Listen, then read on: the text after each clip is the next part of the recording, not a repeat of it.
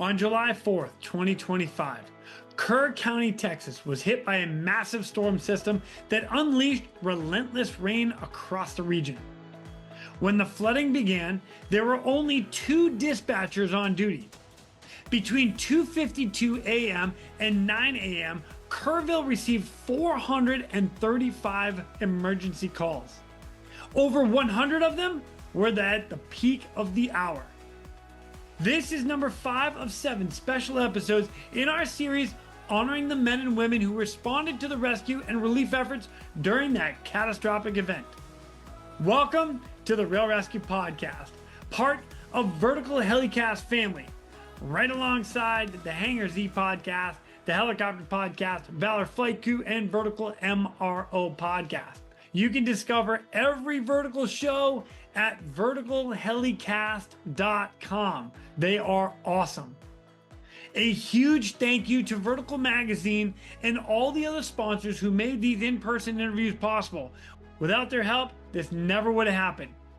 This includes Precision Aviation Group. Their precision is a key to your performance. Get in touch with them at precisionaviationgroup.com. Onboard Systems, Hoist and Winch. When lives are on the line, proven performance means everything. Learn more, hoist-winch.onboardsystems.com. Ready Bar. This is not your average snack bar. This is a meal bar, because 1 bar equals 1 meal. Check them out today at getreadybar.com and use the promo code RESQ10 for 10% off. And as always, if you want to help support this podcast further, the realresqstore.com has some amazing swag. It is now time to get into part 5 of our series. Our pilot who joins us once rode a bike from California to New York, 4,200 miles, for a veteran charity after his injury. He made it on the top 100 Irish American list for the Irish American magazine. He's a proud husband and a father of 2 amazing kiddos. Our flight nurse who joins us completed her very first Spartan race this year. Her favorite title is being known as Aunt Kay to her amazing nephew. And she always has an audiobook going. Ladies and gentlemen, please welcome from Travis County StarFlight, Mr. Ryan Kelly and Katie White. My name is Jason Quinn. I am United States Coast Guard Rescue Swimmer number 500.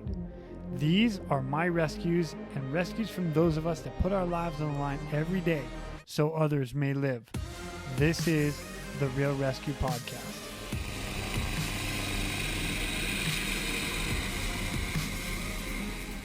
Ladies and gentlemen, welcome to the Real ResQ Podcast.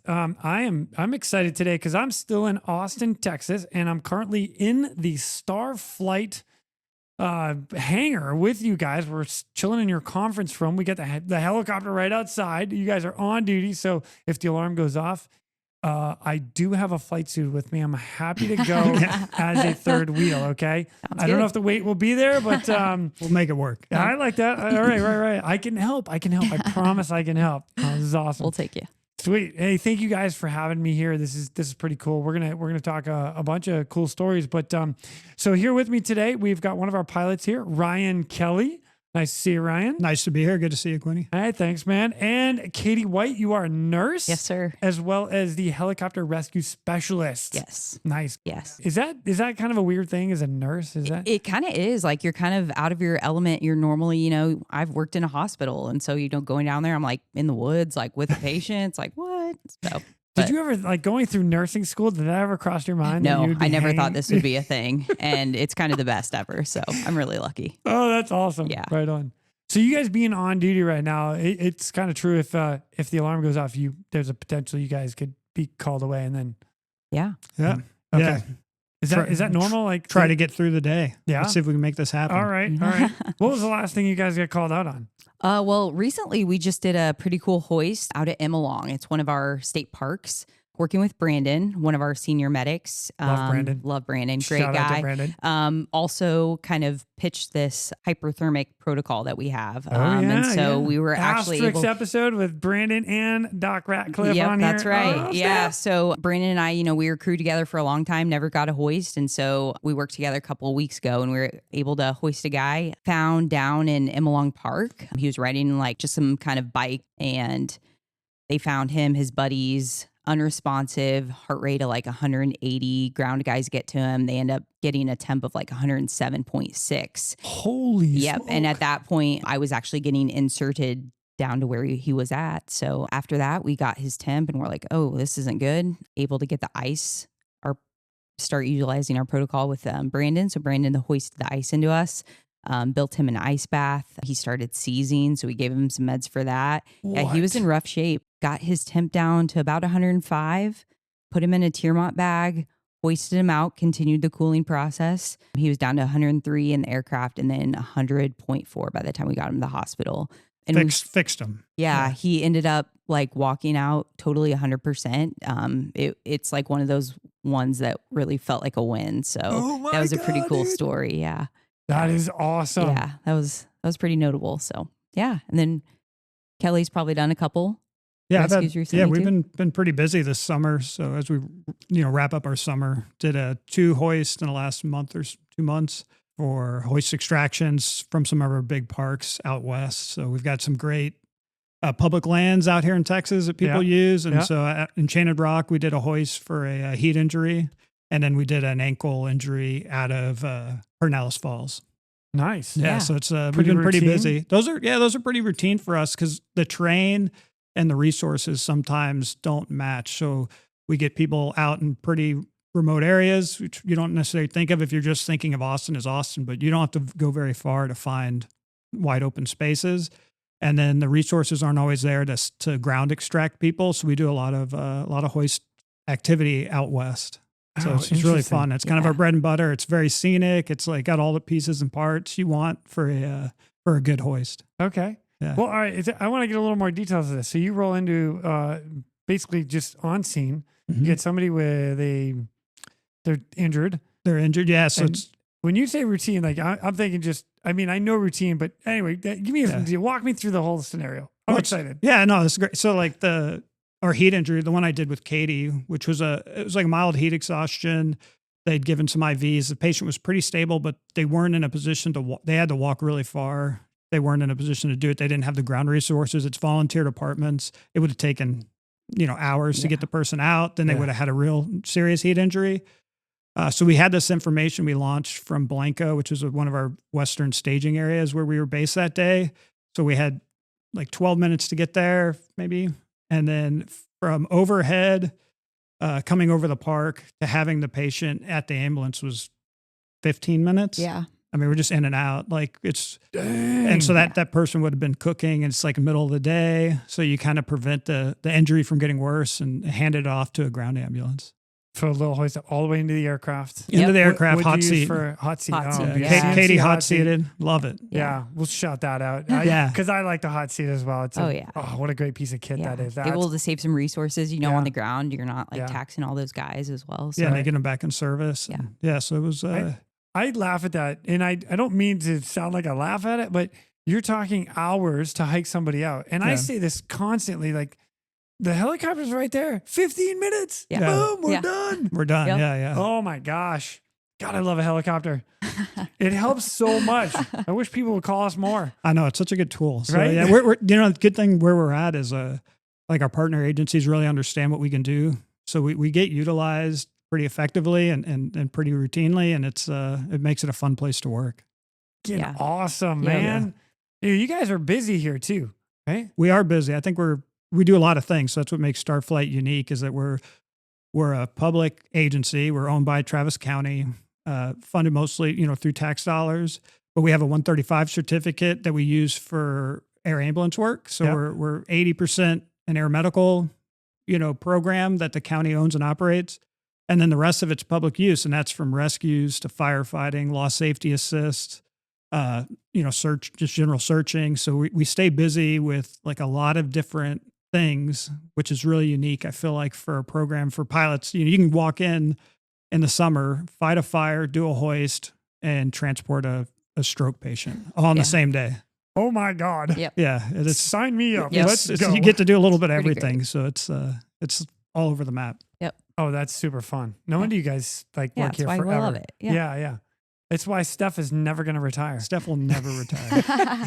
He talks about it. He talks big game. I think I'm gonna get out of this. No, you're not, Steph. No, you're not. He's transitioned a little, but he's like, it's a slow exit. Oh my God. God bless So him. I gotta throw Steph out there because he's come on this podcast as well and shared some stories that he's done just working with you guys. And yeah, it's incredible what you guys do. I love it. Yeah, it's pretty cool. Awesome. It's pretty cool. Well, thanks. So hey, I'll tell you what, Ryan, if you don't mind, bring us a little background. What brought you here? How did you get here? And you've been here for like 8 years. So I've been here 8 years. I've got kind of a different background here because I was a paramedic in the civilian world when I was in the Army Reserve, and in college I was working as a paramedic. So I kind of have that as a little bit of a background. Nice. And then I always wanted to fly. It was like always on my radar, but I wore glasses back in the day. And before 9/11, you couldn't fly in the Army and it just didn't seem achievable. Yeah. And then I got hurt in Iraq. I got blown up and got a really good, so I got hurt in Iraq, and out of that got a really good education. Mr. Purple Heart recipient. Yeah. Well done. Thank you. I'm glad you're still here. I'm still here. Yeah. He's got one leg, so that is notable. Learned to fly with one leg. Pretty legit. Are you lying? No, I've got a fake leg. What? Yeah. Man, you're walking like normal. I thought it was just like the cool walk. Yeah. My little people give me grief. Yeah, they're like, dude, why are you walking so weird? Yeah. It's because I'm like, what now, motherfucker? I'm stepping up to you. I got a little strut. Yeah. So, You're flying with one leg? Yeah, I've got one leg. Bro. Yeah. Well, I lost the lower part of my right leg. Dude. Yeah, pretty badass. Wow. Yeah, so that's Dude, you kind just of went up a notch in my book, bro. All All right, hey, what's up, Knuckles?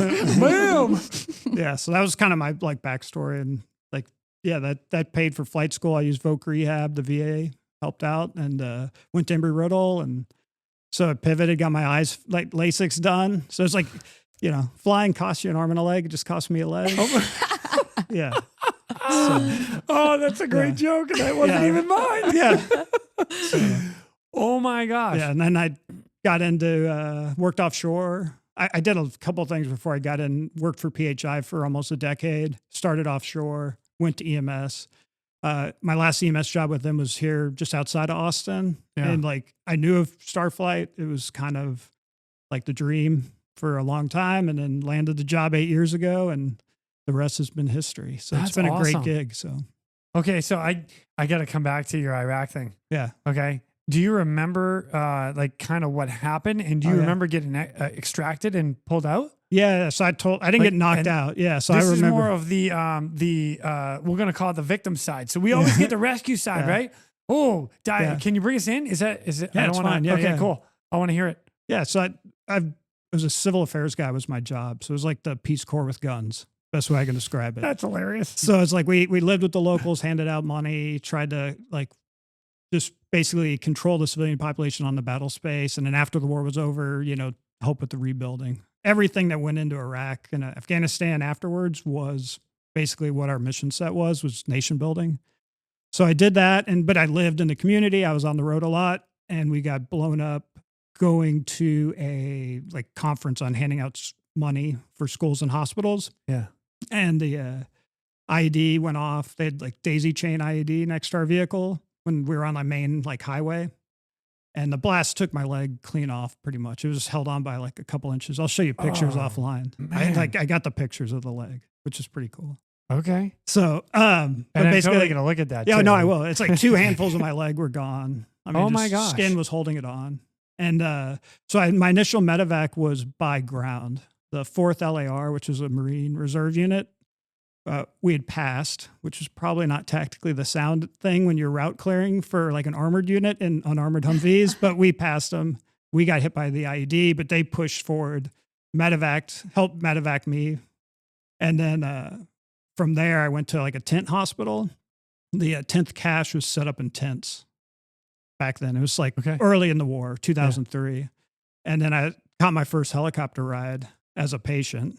My only ride in a helicopter as a patient. in the middle of the night after my surgery where they took the rest of the leg off and then flew me to Baghdad airport or IOP. And then I went on airplanes from there. But yeah, so I've been on the receiving end of aeromedical care for sure. Wow. And I remember it all. Like I was alert the whole time. I mean, not for the surgery, but on the extraction, because I've had a couple people on here talk about like extraction stuff from the military and the combat side. You're getting loaded up in a Humvee, just kind of laid out. I was in an LAV. If you know what those are, they're like 6 like wheeled. Oh tanks, the big ones with a turret. Yeah, mine was like a mortar. They had turreted vehicles and they had a mortar unit, and I was thrown in the back of their mortar vehicle because they didn't have the mortar tube in there and it was open. Did you have a fentanyl lollipop? I did not. This predates fentanyl lollipops for me, but I really lucked out because we had the regimental surgeon. I was with the 3rd ACR, 3rd Armored Cavalry Regiment. Okay, and because we were doing a meeting on how we were going to like resource the hospital in Ramadi. We'd taken the doctor, the regimental surgeon with us as like a subject matter expert. And he had his like physician gear with him. And so we had morphine, but me getting blown up, my unit hadn't been issued like morphine for everybody. But after I got blown up, everybody got like, combat morphine allotments. Wow. So thankfully I had morphine. Else. Right. Yeah. And luckily I didn't have to like suffer through it. So like I got hit pretty quick with some morphine. I mean, we had to push through the ambush. Like I emptied 2 magazines. Like it was. You did? Yeah, not John Wayne. It was like I'm gonna get my head cut off shooting. Yeah, but yeah, like it was just reaction with like no leg. Yeah. Oh my God, bro! You're freaking. You're okay. You went up, but not John Wayne. Are you freaking kidding me? Right now? Yeah. I'm. Katie, I'm sorry. I'm sorry. We have to throw that in there. I've heard the story. It's great. This is awesome. Like so. But yeah, dude, you're a badass. I don't know. Totally a badass. Well, I mean, that we're like a civil affairs team. Which makes us unique was that we're living with the locals, so we kind of put forward a soft face. Like you're not trying to show up with a tank and say, "Hey, I want to help you." You're like part of the MO was that we tried to be more approachable looking, but it put us in a lot of exposure too for risk, and we paid the nobody died. Knock on wood. A couple of people got hurt also, but not bad enough to go home. But I was the worst hurt in my vehicle. And my vehicle was I was a NCOIC of my team. I was a staff sergeant at the time. So my driver got shrapnel, like nicks on his face. And then I had a gunner in the back, a female soldier who was manning a saw machine gun. And back then in early 2003, the rules of engagement were if you got ambushed, it was still like combat oriented, not like rebuilding oriented. Yeah. So it was like push through the contact, like suppressing fire, like that was the ROE. So like following ROE, like, I mean, the reaction was we got hit.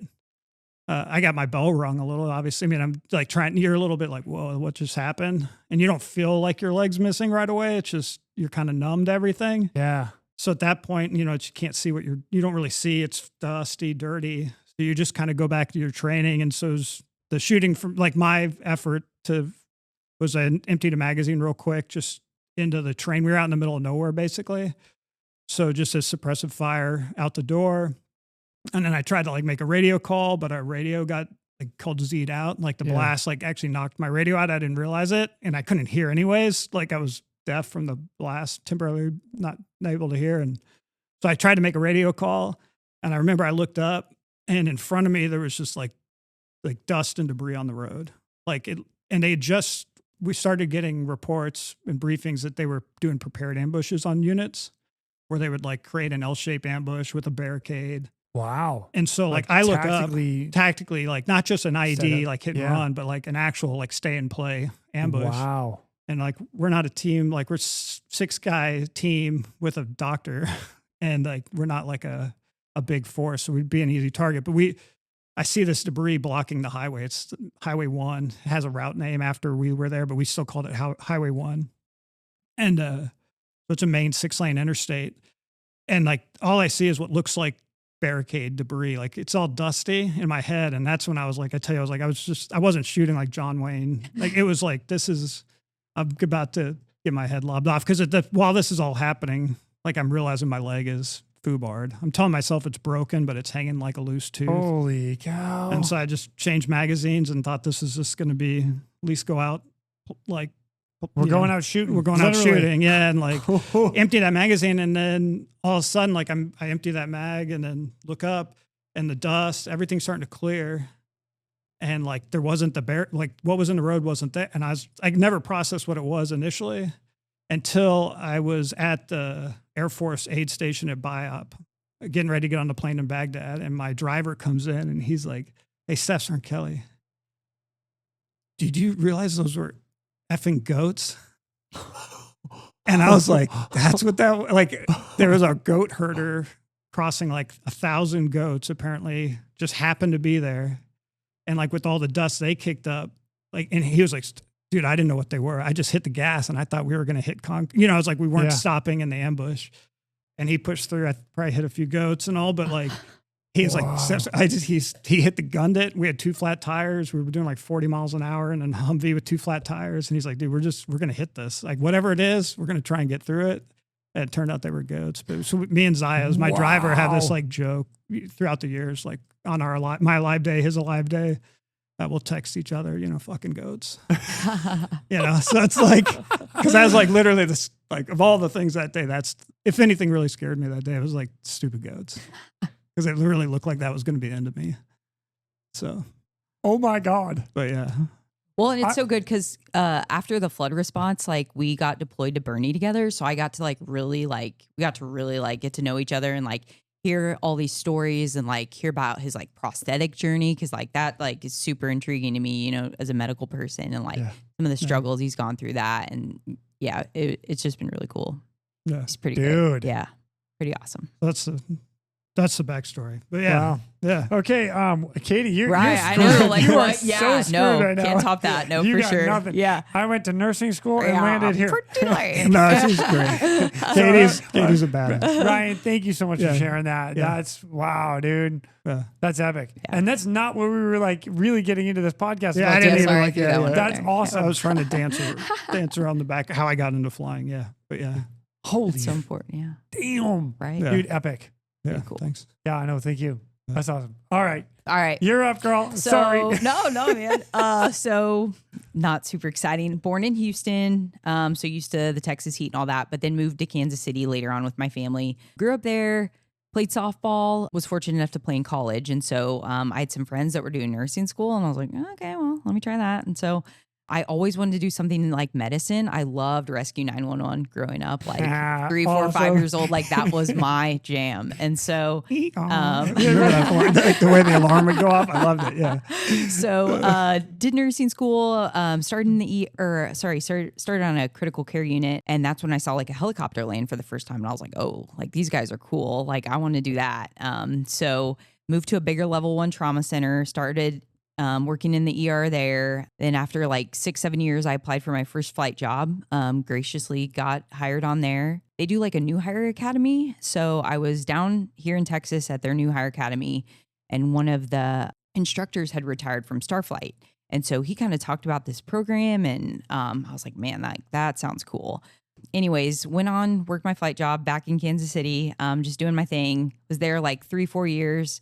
Kind of was at a turning point. Like, do I go back to school? What do I do? And then I had CRNA school on my path. So like registered nurse anesthetist. And so like, all right, I'm going to do that. It's pretty competitive. So I applied a couple times. I got a spot in, and I was getting closer to that spot. I saw a StarFlight job pop up, and I was like, well, like, let me just, let me try this, and they can turn me down, and then, I'll do school. And, I got a phone interview, and then that progressed on, and I actually got invited to an in-person interview, and that was the day school would have started.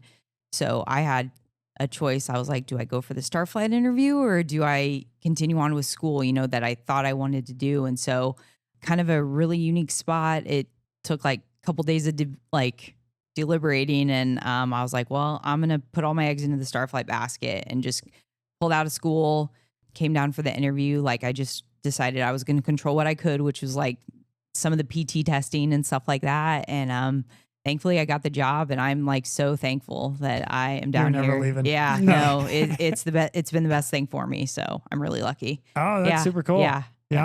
Oh, it's great how you guys landed here. Yeah, This is it's pretty awesome. cool. Yeah, That's cool. Yeah. Oh, right on. Thank you. Appreciate it. Yes, of course. we're going to divert real quick to thank our sponsors. Precision Aviation Group.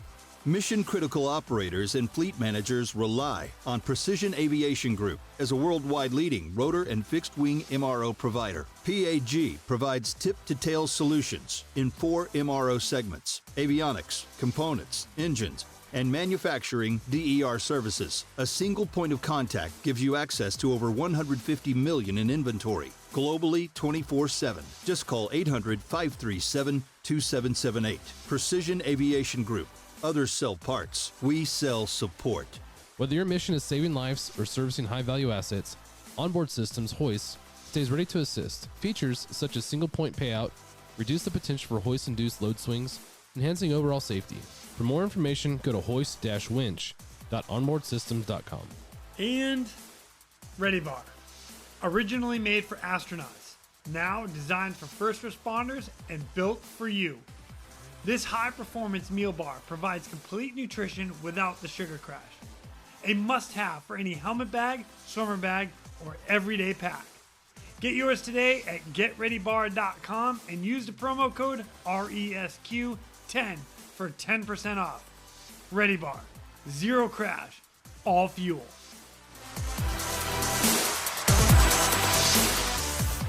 All right, so now what I want to get into is the next... we're going to call it, I know it's a bit of a touchy subject still because it's relatively fresh in everybody's mind. For sure. But we're going to talk about Kerrville and 4th of July, that weekend, major flooding, pretty much a major disaster for the state of Texas. Mm-hmm. And the reason I want to get it is because there's been a lot of news coverage on it and then not a lot of news coverage on it. So what I would like to hear, because again, I heard you guys were down there and I understand that you two were there landing and helping and putting in some good effort. What happened with you guys? We were the StarFlight 2 crew that day. So we came in the morning and walked in the door to the news that there was what we had initially got told. Our initial dispatch was 50 people stranded at a river inn, on the roof of the river inn near Kerrville. That was like, hey, and go. Like that was kind of the information we got. Our aircraft that had been on overnight had tried to penetrate in from the north, and just the weather, like people that aren't that familiar with what was happening at that point, was that functionally like a tropical storm developed over that part of central Texas, the hill country, and just stayed. And the weather that it was producing was just like an exorbitant amount of rain, like almost like a tropical depression was parked. So that we had walked into hearing that the night crew was not having luck getting down there at night, trying to penetrate in from the north. And so we went right to work to try and figure out how we were going to get into the area and to start going to work. At this point, it's in the morning, so we're looking at flight radar as a resource and looking at a couple of the state aircraft that were trying to move. And you could just tell when they were actually high enough to pop up that the speeds and altitudes that they were flying at, the weather was not good, So we got the aircraft ready, got ourselves ready, and came up with a plan to try and penetrate into the river valley from the south. So we were going to like hook around where the weather looked a little bit more favorable. And we also had some terrain to play with because the terrain in Texas is unique. It's like people think Texas is flat, but we're in. Well, it is. Yeah, it's not. Yeah, so it is compared to most places. It's flat, to be fair. But where Kerrville sits is actually well into the hill country, and the way that the train works is from Austin direct there. The train rises, but it rises like uniformly more. It's hilly, but not dramatically. Yeah. So your rising train's pretty quick. And what that does when you get a weather system is if you have low ceilings, there's no outs. There's no like valleys to hide in. There's no draws. It like creates a really challenging environment to penetrate low weather. And so like understanding the train, the three of us sat down and came up with a real quick plan to play the train to our favor. And we hooked kind of through San Antonio, which kept us on like the lower parts of Texas. And then the terrain as it goes into the valley from the south is really dramatic. So if you were to take a drive San Antonio and go west, they call them, Texas, we refer to some of them, they have mountain names. Like they're dramatic elevation changes. Yeah. So it's in a shorter distance, it rises quickly. And so with the people looking like they were having a hard time penetrate from the north, we hooked around to the south. And we weren't the only ones. There's a great group of guys from the Army. There's 3 Blackhawks we ran into in Hondo, and we got gas that came to the same like plan. That was going to be my other question, because I know Texas DPS was there. Yep. Yeah, National Guard there. I know Coast Guard was coming up. We had fishing game, or the wardens. The wardens were there, yeah. Mm-hmm. So you had 4 different agencies with multiple helicopters, all trying to get in at the same time. Same time, and all of like different approach angles. So like I had like the first aircraft we saw in flight radar, if memory serves me, was a DPS aircraft out of the Dallas area. They'd probably taken off in the dark even. The weather was really good north, like it was VFR, but it's just this like very isolated, very broad rain system was sitting kind of west of Austin all the way down to like south of San Antonio, like on the west side of 35. Anyway, so you could tell they flew fine. And then once they started to get in the weather, you could see they had to drop real low. They were really slow air speeds, looked like they were trying to follow roads. And we were like, well, we know our other aircraft wasn't able to penetrate. They've been trying from the north. So that's where it drove us from the south. And we'd seen some 3 Blackhawks taken off on flight radar that looked like they were making that same play. And that's kind of what helped drive our, let's do this like an end run around. And it gave us a shorter time in the hill country, because like from the start of the hills to where Kerrville is, that valley, the Guadalupe River Valley, it's a lot shorter distance. So it was like, let's, give us the least exposure into that tight weather pattern as we can to just penetrate in. So we got our plan together, made some adjustments to our normal configurations, which was really good. Like Katie's new, and my crew chief that day, who couldn't be here today, Caleb, is still relatively a new guy. And at 8 years, like I'm pretty new in a rescue world. Well, but maybe it's not like super new, but like I don't 2 years, kind of new. Yeah, 8 years. Yeah. So I'm like, yeah. So I was like, well, but you went into knowing, I guess, is the point I was really hitting at, is like, we do such a good job training folks here, and we hire well. Yeah. Like rock solid. Like Katie hadn't been here a year, and just like making pivots to what we normally would do to give us the most like bang for our buck when we got overhead. And then we had to pivot some plans and like come up with a different, not direct routing, and just kind of to make sure we could get to the target. And we did it really well as a crew. We had people here at the hangar. It was like all hands on deck making this happen. And we really pulled on people here at the hangar to kind of help us coordinate, making sure fuel was available, because the whole area had flooded. Where are we going to get fuel in Uvalde? Could we get fuel in Hondo? And so we had to do a lot of on the fly like planning to make this work. And then we ended up getting down to Hondo, which we had planned to fuel because we wanted to fuel over target, and because Kerrville was bad, and we had been watching on flight radar like an aircraft, one of the Coast Guard aircraft was trying to get in IFR. You could tell they were doing like holding patterns, and then you could tell they'd try and make an approach, and the track would show them back in a holding pattern. Yeah, and like you pull up the plate, and you're like, if they can't bust out in Kerrville, it's bad. The weather's not good, and so and we're going to try and fly under it for an extended period of time, so we were just trying to set ourselves up for as much success as possible. When you say under it, what are you talking about, like altitude wise and visibility wise? Do you remember? Yeah, I mean, it was there was a lot of times where it varied. So the nice thing with how we went in is the valleys kind of help prop up the ceilings. Yeah, so we could hide in a valley, and that would give us, sometimes we'd have 300-400 foot ceilings. But 300-400 became like the good weather that day. Yeah. Oh my gosh. Yeah. So that's bad weather. It's bad weather. Mm-hmm. And then the visibility, we kind of went back and forth. Like Katie, we had her like all over the aircraft, because she would be like, oh, I got a good spot on the right if we need it to land. Yeah. The whole way from Hondo up was like Katie's in the back, like just finding LZs and not losing sight of them. So she would find an LZ and then because we'd find times we'd be like, hey man, I don't know if I'm going to have it on the left side. Katie would be on the right. Hey, I've got great spots, still got great spots, great field if you need it. Oh, okay, I'm back. We're good. We got good visibility. We're trying to manage our public mission, weather minimums and stay clear of clouds. So it was a lot of like hunting and picking, but we used some of the terrain features. Caleb was a Marine. Yeah, Caleb was amazing. Yeah. Yeah. Being a Marine was really helpful. Me being in the Army, we could talk train lingo. Like he'd be like, sorry, hey man. Katie, I know. No, she fell right in. I think she made sense. She was like, I don't know what a saddle is. Okay, now I know what a saddle is. Roger. Yeah, you're going to go over that saddle. And so that was just, we really gelled as a crew that day. And for guys, we're not battle rostered. So at StarFlight, we tend to be battle rostered with 3 people for a year. Yeah. You cover shifts. But that day we were all kind of thrown, like, was a because we were holiday, like holiday, we'd picked up shifts and helping everybody out. And so we hadn't done calls much together. And like, it felt like we'd worked together for years. It was great. That's awesome. Yeah, Just nice. jive. That just goes to show the training of StarFlight and then what you guys do collectively together. I think that's amazing. Yeah. Yeah. Any, like, No, anything you want to add? yeah, from that, no, or- Caleb was amazing. Just like navigating, using different features on ForeFlight to like navigate terrain. And it's the most I've worked together as a crew throughout like a whole flight plan. It was just like constant, like, constantly looking for LZs, constantly looking for our next path to go. So, And that's all trying to get to the 50 victims that are stuck on this. This is what we know at this yeah, point. that's Is our that initial. Okay. picking up, we were from Hondo. We'd done a kind of some configuration change. We knew Katie was going to be dressed out for a long period that day. I needed to get gas. So we were topping the aircraft off. She finished her dress out to be ready with the dry suit and all her gear.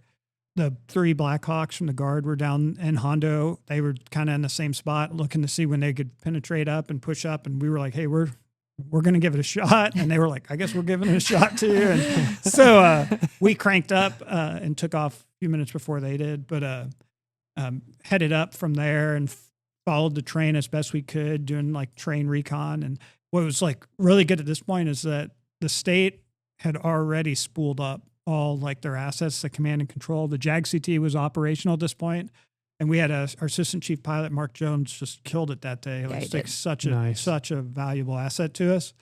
But he's at the JAG CT with all the state guys and just giving us tasking and updated information along the route. And initially we were still pushing for the 50 people at the end. Yeah. And then as we were getting closer to the target area, and I might get the sequencing wrong. It's been a couple months, obviously, but we got a reassignment to Camp Mystic. Okay. You want to pick it up? I don't want to hog everything, but We landed the first spot at Camp Mystic, and I think that's when we met with one of the females. Caleb was able to talk with her. She was one of the directors of the camp, and so she kind of relayed to us. They were concerned about this other area that they hadn't had any communication with. So we kind of triaged that area. Everyone was not injured and, in a good place health-wise. And so we decided we would pick up and move along to the next target. So it was like for you guys, literally landing there, do an assessment of everybody. Nobody's medically major hurt, need to evacuate right this second. You're safe on this island. Yeah, essentially, yep.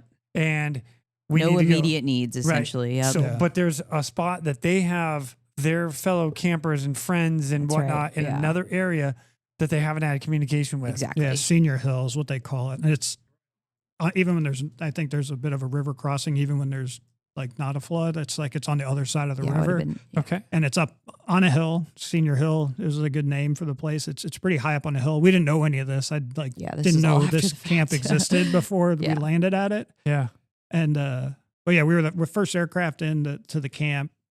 And then minus the fact that they didn't have full accountability on the kids at the camp, obviously, but the people they did have, it was a logistics lift problem to just like there were drill so many down. girls. There's girls, no water. They didn't have food. Yeah. Electricity was out. No communication. So they had they needed to get moved, but they weren't we didn't have critically injured at that point, like at the camp. And then we were on the phone and radio with the JAG CT and Mark, who was our rep there. And they informed us that they had 3 Blackhawks and the Coast Guard were being assigned for the lift element for the camp.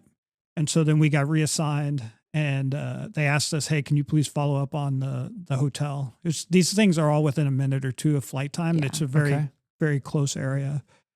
And so we immediately shot over to the hotel area and it had been like bad. Like you can tell that water came through the whole first floor of the hotel. Oh, wow. And at this point, the water is still really high, but it had receded past the hotel itself. Yeah. And it looked like a bomb went off. It really did. Areas we would normally be able to land in, like no problem, like big open areas. I mean, just debris like you wouldn't believe, and like large debris, like mattresses and chairs and cars and like just things that would people make it milling all over the inaccessible. place. Yeah.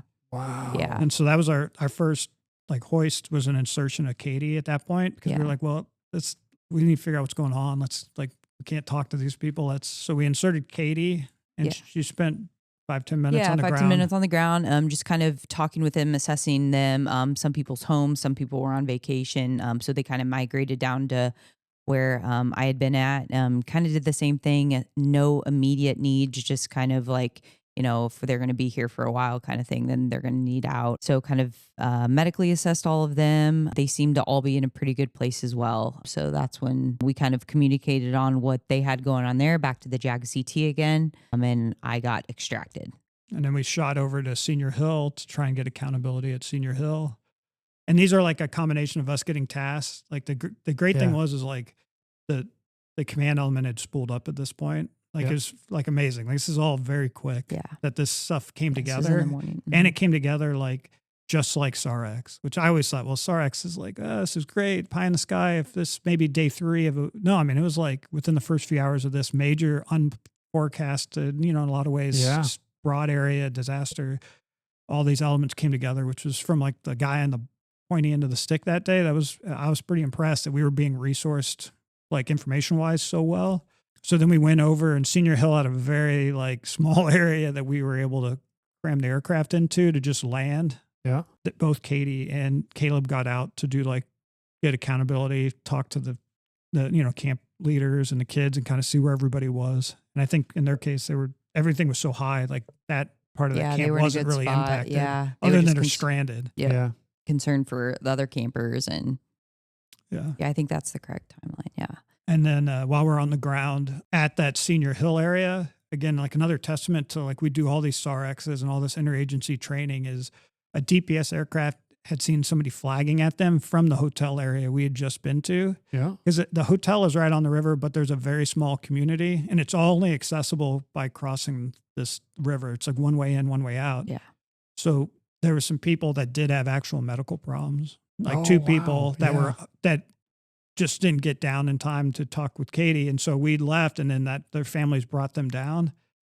And the DPS guys, because we all work together and everybody's kind of aware of each other's like what assets they bring, called us on air to air on the radio and was like, hey, StarFlight, you got enough fuel for some hoists? I got 2 patients for you. You're going to be the like more appropriate aircraft because they're medical patients.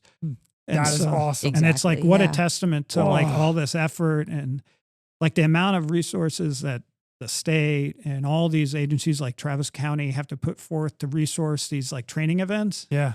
Like that paid off. Like things were jiving. Like it was like a well orchestrated SARX from the helicopter standpoint. Like things were really, really going well. Like pilots communicated really well. And it's the fact that these DPS guys, who I still don't know which crew it was, they saw our helicopter and they're like, oh, those guys, that's a medical resource. Wow. And we were able to put a, critical care nurse in, and she extracted 2 patients from the parking lot of this hotel. Yeah. Yeah.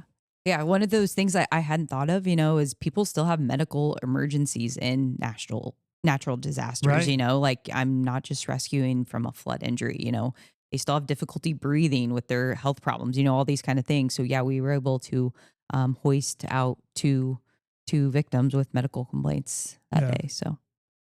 Now, where did you guys end up bringing them to? To a local hospital? And again, I know you're battling weather and elements as well. So this isn't like No, the weather was like gnarly. And the farther you got into Kerrville, the worse it was at that point. So like we'd get moments of like 400-foot ceiling, and then it would drop back down. And like, we're in hoist operations and search, so we're low to begin with, but we didn't have a lot of altitude to go up to. Like you're 300 or 400 sometimes was the best you would get, and sometimes you weren't getting that. And then the visibility wasn't good, or you'd get bands of heavy rain and be down to less than a mile visibility. And you have multiple aircraft. Blackhawks are very hard to see. Even 3, like these are like things I learned in that weather was like 3 Blackhawks lower than you in heavy rain. Like it's challenging. And the communication was just so good. Like everybody was queuing in on landmarks really quick, deconflicting. And it's just like, I was really proud of like that level of that response, like in the people in those aircraft, like from all our partner agencies, like it jived and it went really well. So and again, to another shout out of what really did go well was the casualty collection point had just gotten set up. So they set up a casualty collection point. Yeah. And it was really good for us in that case because getting into the hospital there in Kerrville the weather was really still bad, like even worse there. Yeah. So the CCP was set up in Ingram Elementary School or middle school. And it had just got set up.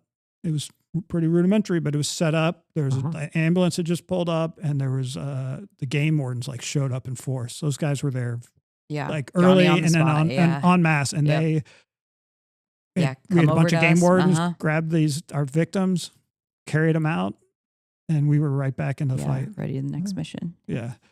So it's just things just like jive. I thought really I was really impressed how it all came together.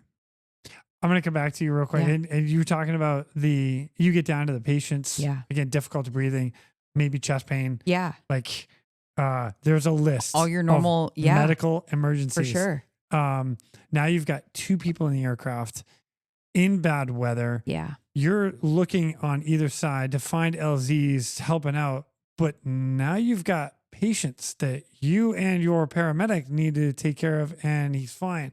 How is that for you? For sure. Yeah. So thankfully the weather, we were at a better point. Yeah. I wasn't actively having to look for LZs at that point. Nice. We had enough ceiling to play around a little bit. So we were able to get both patients into the cabin. They were in an okay spot at that time, just had, significant health conditions, and to be away from water, medications, food, for any substantial amount of time is not going to bode well, so we needed to get them to a better place so that they could go get what they needed. What an asset to have in the air and on scene. For sure. Wow. That's cool. Yeah. Cause we're showing up as a hoist resource, but we've got critical ALS. We have blood on board. Yeah. Oxygen. Yeah. The whole 9 yards, and the skill set and the proficient providers to do like top tier critical care in the air. So it's a different resource. And but I think what's nice is that on that day, everybody's their own Swiss Army knife with some of their knives are sharper than others. Yep. And the state A-Stars brought in this incredible search capacity. These guys search for things all day long, and they were doing a great job, pounding the trees and really checking to see if they had people. And they were the right tool for that job in that moment. Yeah. And then this just naturally morphed to we started to take on areas that we were really the sharpest tool in the toolbox for. And the fact that it did it and it happened, and there's not you hear all these stories of turf protection or egos in other places, in Texas, that has not been my impression. And it's not what it feels like on the ground. And it's makes you really proud to be a first responder in this state that all these different people come together and can pull in the same direction when people need it. And just that interagency cooperation, DPS could have wanted, let's get some hoists, no, they're dude, they got StarFlight. Let's use them. Let's move on to the thing. And that was awesome. And then the lift assets that the Army brought in with all those kids in the camp. I mean, what's better than a Black Hawk to lift a bunch of people? Yeah, totally. And they just went to work on that, and it's just that allocation of resources was managed so well. And then we just constantly, for the first few hours, it was tasking. Things were just happening. Yeah. Back to Mark Jones and the JAG CT. I mean, it was just incredible. The communication that everyone had, and then him relaying, all right, you got this. This is what you're going to look for. Let's go on to the next thing. And so after you drop off the 2 patients from the hoist, what was next? What did you guys get? That was the senior hill. Yeah. Oh, no. So we dropped off those 2 hoist patients. And then we got, what had happened is, there was so many walking wounded, the people that in the middle of the night got swept up into trees and injured, but self-rescued as it went down, started to accumulate in the places people accumulate, churches and fire stations and stuff all over that river valley. So now you've got some trauma. Yeah. Now we've got actual trauma patients, or mixed in with that are more of those patients that are hey, this person's on oxygen, their oxygen's not working. Yeah. It's going to be a problem pretty quick. Yeah. They're on their last bottle of oxygen, Mm-hmm. and there's no driving anywhere. You're the way that these communities are set up is when it floods, you're stuck. Wow. And so we started getting taskings to different locations to start landing and then pulling out, triaging, and that's where Katie and Caleb went to work. We had to figure out how to get in and land. Like, we had cars being moved. Like, they were tight spots. Like, Yeah. tried a few spots we couldn't land because we would sink the aircraft. It was just so flooded. Oh, wow. Like, it was dynamic. That was like the hard thing to tell people was like, if you just looked at me, like the amount of work to the basic thing that day It was challenging for was sure. challenging. And then like the deconfliction, like we got there was 4 or 5 aircraft. Within an hour, there's 15, and it's just, and they're all in like a 10-mile area, mostly like everybody's trying to get stuff done. And so just the workloads were really high. And then like the church where we pulled out most of the patients, it was, just trying to get in there and find a spot to land and just like being a little creative, doing things we maybe don't always normally do to just make it work. And just working together as a team to solve the problems was That's awesome. really challenging. Yeah. How many flight hours did you end up flying that in particular day? Do you remember? I don't off the top of my I don't head. It was know. like on the Hobbs was probably in the range of like 5. Yeah. I of don't know. flight. That's a long day. Yeah, it was a long Yeah, day. sure. Because we spent, we were landing and they'd triage for a while. And then by the time we'd have to get fuel, you now have like a very small airport with one fuel guy trying to And service 15 helicopters. Exactly. 15 thirsty helicopters. Holy cow. Yeah. And they're trying to like service, and then the truck, they're having to go fill their truck. And Right, that became like, but those, a shout out to the Kerrville FBO. Oh, yeah. They crushed it for what they were resourced for, like a small FBO. They crushed it. Yep. They did a really good job. And so that was just like, trying to get in, get your fuel. And then as soon as we had gas, that first time we got more taskings, and it was, we started, and then at some point later in the day, we started like trying to work through the outstanding list. Like they had gotten so many requests. Nobody wanted to forget anything. So there was a lot of like, okay, 911 got a call. Yeah. It might be the same thing, but let's go double check. Double check it. So we did a lot of double checking. Yeah. So we'd land. A lot of times we'd land and like, Katie's a badass. Like she wore a wetsuit or her dry suit from just a dude 6 with hours. a blown up leg that just Right. said that to you. Yeah. I'm just throwing that out there. But she was in a dry suit. I don't even know how many hours, like nonstop. And like we were like sending her on walkabouts. So like, Oh my God. some of these areas, like you were like, we don't know which house it is. It's one of these houses. Good luck. Yeah. So we would find a spot and we would just drop in because hoisting's an option, but if I can get down low and they can get out, then so we were able to kick her off a few times that way. And then we'd kind of either just stay low because like the amount of traffic was like you'd pop up from a spot when we were doing these like follow-up calls, people showing up at casualty or like self-identified casualty collection points in their little communities along the river. And that's where our crew got to flex some of their muscle. We got into a church and in Hunt, Texas, and put these 2 guys to work, Caleb and Katie, and you can kind of take it from there. We landed at this church, and large amount of people, a lot of them were pretty injured from like the flooding, and man, hearing some of their stories, it was hard to hear, like their family members had been washed away and like houses had been literally washed out with them inside, and they were up in trees and things like that. And so what we did is kind of went through a triage and kind of sorted out like, okay, who needs to go first? Basically, Caleb and I kind of determined like who is the sickest here, like who needs to be transported first, and then gathered up our first group of people to transport them over. This is the first group that we took to Kerrville Hospital, but pretty unfortunate. It was a kid that had been in a tree, family member had been washed away.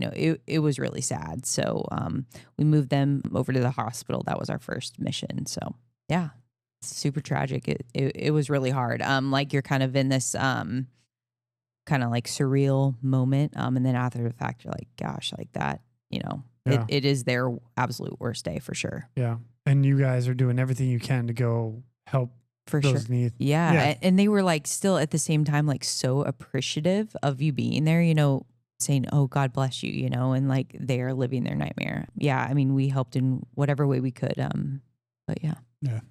That was tough. That was pretty sobering. The first lift we took group, was really sad. Yeah, it was rough. We kind of got a bit of their story, and it was like a little kid, and his dad, and not a good day.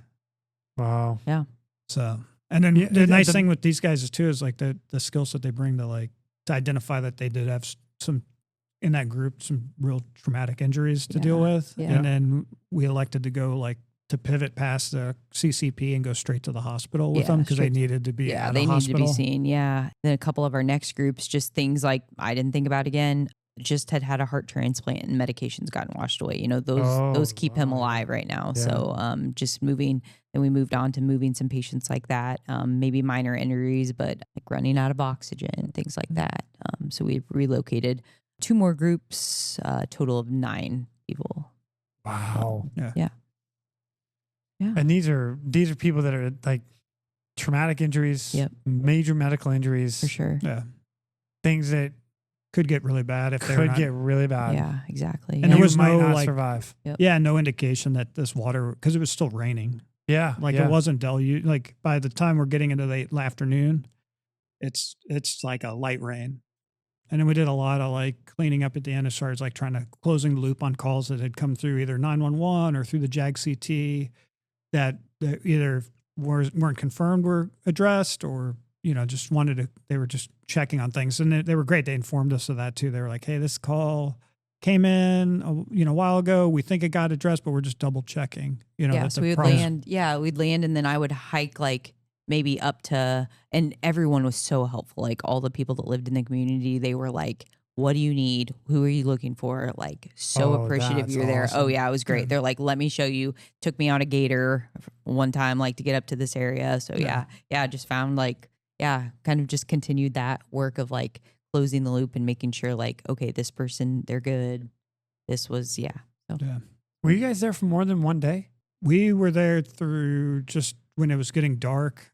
Almost, we left right before dark on the first day. And then within a day, Travis County has a program, or what day, how many days? It was within a few days, we were resourced and staffed down there as a responder for the event, like a medical response and a rescue response for about a month straight. Oh my gosh. Yeah. Or maybe even over a month. Yeah.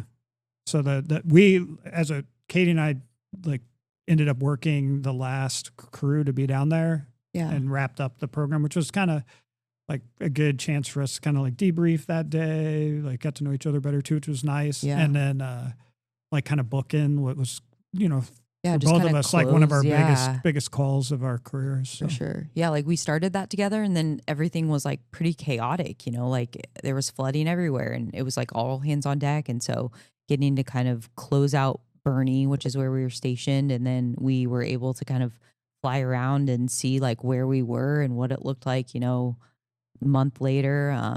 It was really good. It was like a reverse shocking. I guess it really if you was. lived in Kerrville and you saw the flood, that would have been I really knew Kerrville initially just from what it looked like that exactly. Day. So to like see it in a normal state was shocking. I was like, man, I couldn't even like some references. Like I was like, where are we? Yeah. And then you're like, oh wait, that's that church. Oh my God, the water was like, I thought the water stopped there. No, it really stopped. Really normally is 300 yards that way. Like it was a good loop closure. It was pretty crazy. Yeah. You guys are amazing. And again, StarFlight, I'm going to shout out them for staging an aircraft and cruise down there for a month after it. I didn't know that. I don't know how many people know that, but the fact the resources were there. And it was a big lift. And I would say like people like from outside of our agency really came together to make that possible. Like I'd give a shout out to, even our aircraft manufacturer, like went out of their way to resource us with parts and stuff to facilitate us having aircraft. I mean, like the people from Italy were like leaning in to make this happen. Come I mean, on, it really, Leonardo. Wow. Yeah, good mechanics, it was, I mean, and then extra staffing, like normally we don't have that many. Yeah. Like everyone was like working and. Yeah, we had, I had to have 3 aircraft up to make it work. And that was a big lift. We had an aircraft that was still kind of wrapping up heavy maintenance. So it took a lot of resources from internal and external, like our county agencies to be able to to pivot to make this possible. Like it's county agencies in Texas tend to work in their county. They might interact with another county over, but just that, like at the drop of a hat, all the pieces for a government agency to make something like that happen, from the state to the county, like came together. Like that, it literally was everybody pulling in one direction. I mean, like I said, to even outside of our country, where we had people from Italy reaching over and calling our mechanics and saying, "You need it, call me." Yeah. Wow. And like people delivered across the board. So it was pretty impressive to see. And then like our crews, like it was a big lift. Everybody had to work a lot extra, and people just stood up, and made it happen. So it was, proud to work for the organization and for Travis County. Absolutely. Fantastic. You guys, thank you so much for coming on and sharing this. I'm gonna ask one more question. If you've got a piece of advice that you would pass on, this is a very unique experience and event that happened. What would you guys pass on from what you saw on scene and had to go through? If states like outside of Texas aren't doing these SARXs, like they're missing an enormous opportunity to like bring together all their aviation resources. And I think that to me was like the game changer on the safe execution of like that amount of resources at the right, best as we could. I mean, we're fighting some of the worst weather many of us will fly in. Yeah. But to bring all that together and put those resources together and have them be collaborative and be as effective as possible, like it's a missed opportunity if other states aren't doing it. And I hope others take the lead of Texas and start incorporating these SARXs. Right on. That'd be the advice I would give. And that's kind of broad, but maybe you've got some good takeaways for a new. I would say like just two things: flexibility and then communication. Like our CRM, like that is really what helped get us down there. Just the communication, the game planning, the constant, like being flexible to change. And then, just being flexible. Like I think all of us that day did things that we don't normally have to do. And I'm not hiking up, a grassy hill with my dry suit on, just being flexible and then great communication. So I'd say like I'd had maybe one thing was like understanding each other's roles. Like in the rescue world, like, you can have environments where like pilots know pilot stuff, crew chiefs know crew chief stuff, rescuers know rescuer stuff, and it's siloed. Even in a program, I've kind of, sometimes you see that. But I would say like what really worked well here at StarFlight is this effort for us all to really have a awareness of everybody's roles. Everyone's needs, yeah. Because when the weather's that bad and there's other things happening, like we all are kind of having to pick up slack from each other like to be as effective as possible. And that kind of cross training and understanding, and the fact that all our crew chiefs were HRSs initially, they intimately know what they need. And then the pilots tend to be pretty engaged in understanding what the crew members are doing. I mean, we're ultimately responsible if something goes wrong. So we have a moral, legal reason to do it, but just from an operational standpoint, like just knowing how things work made it much more effective. And we were just really efficient on target. Like when we did our hoist, they were quick. That's not the time to like learn how to hoist. Yeah. Agreed. Yep. Yeah. And the amount of training that you guys get, I mean, my hat's off again to StarFlight for being able to give you guys that amount of training. It's incredible. To keep going and going and going. We're super lucky. Make it better and better. That's awesome. Yeah. You guys, thank you again for coming on. I appreciate everything you guys did. There are so many people that are here and happy that you guys were out there. Crazy devastation. I am truly sorry for everybody that had a loss, but I'm so proud of everybody. And I say that like I'm talking to my kids. It's terrible, but to know you guys and what you guys went out there to battle through the elements to get there to help everybody, amazing. So well done. Appreciate it. Thanks for having us. Yeah. Appreciate it. All right. So we didn't get called out, so that's good. In that case, I think we should go get lunch, and you guys can't drink, so you're on. But we'll see you guys later. Thank you so much. Thanks. Appreciate it. And with that, ladies and gentlemen, we are out of here. Go. Now it's time for me to pull chocks and take off. But before I go, I'm always looking for the memorable rescues that people have done. If you have one that you're willing to share or know somebody who has a story, please feel free to reach out to me. I'd love to highlight it here at the Real ResQ. For everybody that is standing by for that SAR alarm, remember, those in distress are praying for a miracle. They are going to get you. So until next time, fly safe and swim hard. Thank you for joining me today here at the Real ResQ Podcast, powered by Vertical Helicast. We'd also like to say thank you to our sponsors for this episode. Whether your mission is saving lives or servicing high-value assets, onboard systems, hoists, stays ready to assist. Features such as single point payout, reduce the potential for hoist-induced load swings, enhancing overall safety. For more information, go to hoist-winch.onboardsystems.com. Precision Aviation Group. Mission-critical operators and fleet managers rely on Precision Aviation Group as a worldwide leading rotor and fixed-wing MRO provider. PAG provides tip-to-tail solutions in 4 MRO segments: avionics, components, engines, and manufacturing DER services. A single point of contact gives you access to over 150 million in inventory, globally 24/7. Just call 800-537-2778. Precision Aviation Group. Others sell parts. We sell support. And Ready Bar. Originally made for astronauts, now designed for first responders and built for you. This high-performance meal bar provides complete nutrition without the sugar crash. A must-have for any helmet bag, swimmer bag, or everyday pack. Get yours today at getreadybar.com and use the promo code RESQ10 for 10% off. Ready Bar. Zero crash. All fuel. All right. Going to train, Quinny.